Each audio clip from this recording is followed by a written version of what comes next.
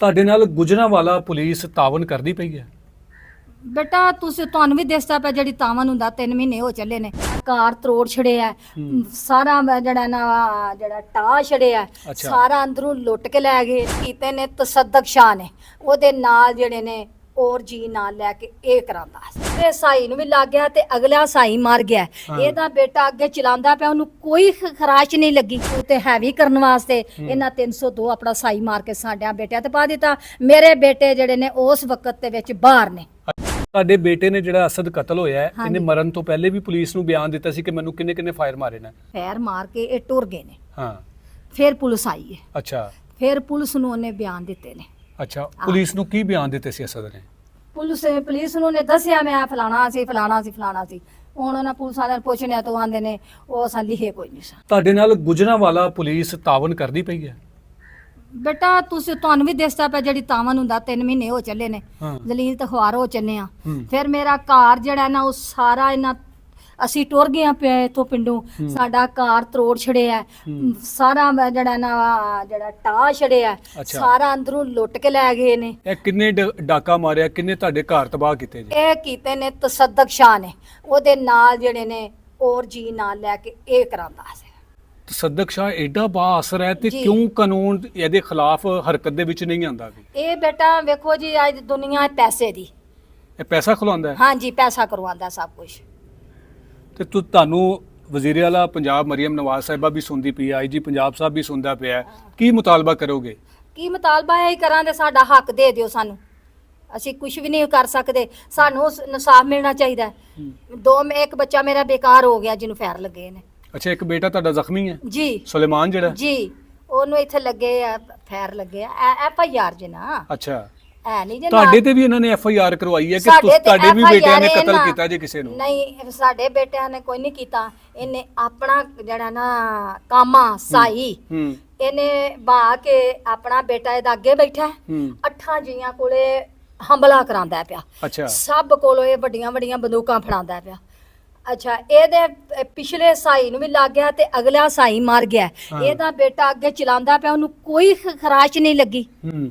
ਉਹ ਕੀ ਵਜ੍ਹਾ ਤੁਹਾਡੇ ਬੇਟਿਆਂ ਤੇ ਕਿਉਂ ਪਾਇਆ ਸੀ? ਇਹ ਬੇਟਾ ਦੱਸਿਆ ਨਹੀਂ ਤੁਹਾਨੂੰ। ਪਹਿਲੂ ਤੋਂ ਜ਼ਿਮੀ ਤੋਂ ਕਰਦੇ ਸਾਰੇ, ਬਾਅਦ ਵਿੱਚ ਇਹਨਾਂ ਫਿਰ ਮੇਰੇ ਬੇਟੇ ਨੂੰ ਫੈਰ ਮਾਰਿਆ। ਠੀਕ ਹੈ, ਅਸੀਂ ਟੁਰ ਗਏ।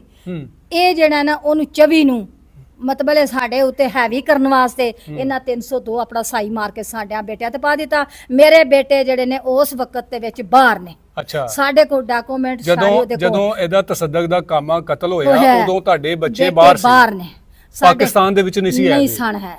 ਸਾਡੇ ਕੋਲ ਉਹਨਾਂ ਦੇ ਜਾਨ ਦੇ ਵੀ ਕੋਲ ਨੇ, ਉਹਨਾਂ ਦੇ ਉੱਥੇ ਇਹਨਾਂ ਦੇ ਵੀ ਤੇ ਸਾਰੇ ਸਬੂਤ ਤੁਹਾਡੇ ਕੋਲ ਮੌਜੂਦ ਹੈ? ਹਾਂਜੀ, ਸਾਡੇ ਕੋਲ ਸਬੂਤ ਮੌਜੂਦ ਨੇ। ਤੇ ਪੁਲਿਸ ਨੇ ਉਹਨਾਂ ਨੂੰ ਬੇਗੁਨਾਹ ਕਰ ਦਿੱਤਾ ਜਾਂ ਕਿ ਕੀ ਕਹਿੰਦੀ ਹੈ ਪੁਲਿਸ? ਪੁਲਿਸ ਮੇਰਾ ਬੇਟਾ ਵੇਖੋ ਹੁਣ ਸਾਨੂੰ ਤੇ ਕੀ ਦੱਸਦੇ ਨੇ ਤੇ ਕੁਝ ਵੀ ਨਹੀਂ। ਜਦੋਂ ਸਾਡੀ ਸੁਣੀ ਨਹੀਂ ਜਾਂਦੀ ਅਸੀਂ ਕੀ ਤੁਹਾਨੂੰ ਦੱਸੀਏ ਫਿਰ? ਹਾਂ, ਤੁਸੀਂ ਕਿਵੇਂ ਚਾਹੁੰਦੇ ਹੋ ਕਿ ਤੁਹਾਨੂੰ ਕਿਵੇਂ ਇਨਸਾਫ ਮਿਲੇ?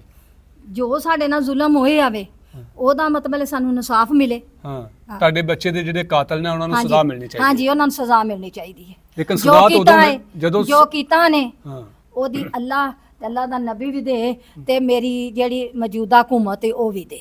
ਤੇ ਉਹ ਤੁਹਾਡੇ ਬੱਚੇ ਦਾ ਜਿਹੜਾ ਛੋਟਾ ਜਿਹਾ ਬੱਚਾ ਯਤੀਮ ਹੋ ਗਿਆ ਹੈ, ਉਹ ਕਿਤੇ ਕੋਲੇਗਾ ਜੀ? ਉਹ ਹੁਣ ਉਦੋਂ ਦੀ ਉੱਥੇ ਬੈਠੀ ਇੱਜ਼ਤ ਤੇ ਉਹ ਆਪਣੇ ਪੇਕੇ ਵੇ।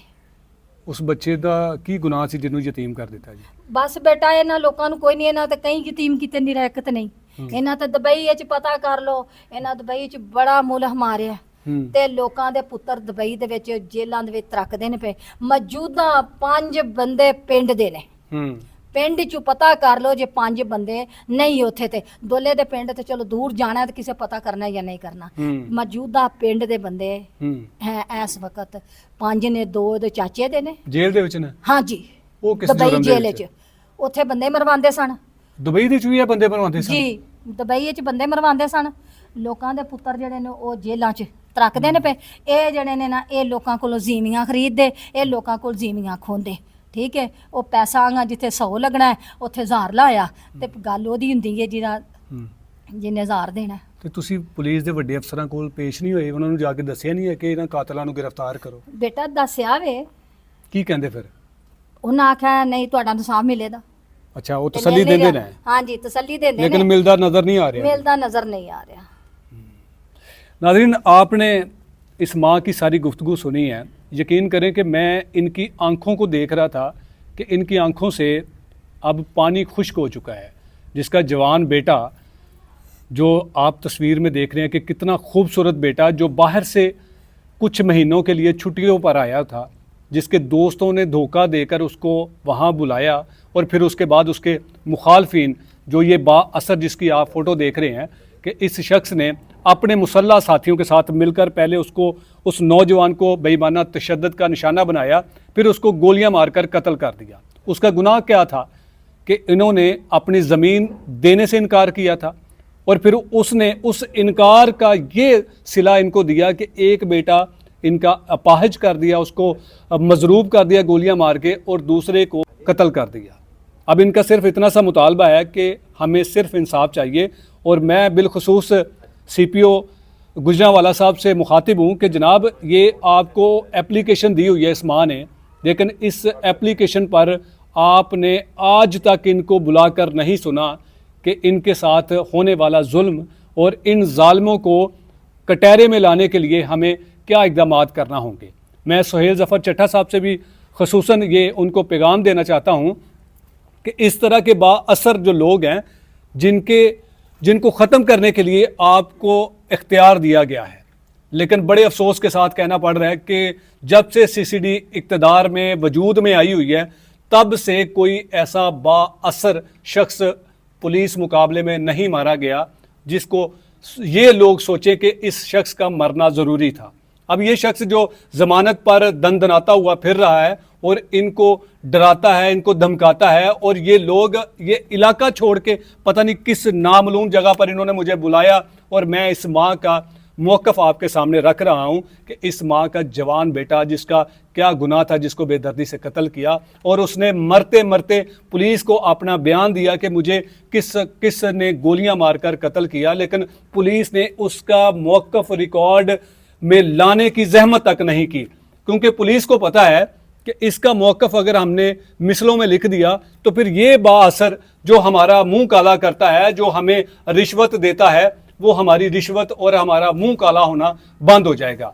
खुदारा एक अदालत यहाँ पर है और एक अदालत रब की अदालत होगी, जहाँ आप तमाम लोग मुल्ज़मान के कटहरे में खड़े होंगे, और फिर तब आपके पास कुछ नहीं होगा सफाई देने के लिए, तब सिर्फ खुदा की लाठी होगी।